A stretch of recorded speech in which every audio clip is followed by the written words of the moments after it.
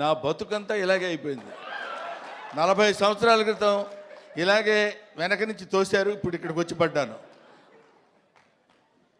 ఇప్పుడు ఏంటి ఒక్కొక్కళ్ళు ఎంతసేపు మాట్లాడుతున్నారో అనుకున్నా. నేను ఎంతసేపు మాట్లాడతానో నాకు తెలియదు. ఎందుకంటే నా వెనకున్నది, నా ముందున్నది, నా పక్కనున్నది, నా చుట్టూ ఉన్నది మా చిరంజీవి గారు. కాబట్టి ముందు గుర్తుపెట్టుకొని చెప్పాల్సిన కొన్ని మర్చిపోయినా పర్వాలేదు, కానీ గుర్తుపెట్టుకొని చెప్పాల్సిన విషయాలు కొన్ని ఉన్నాయి.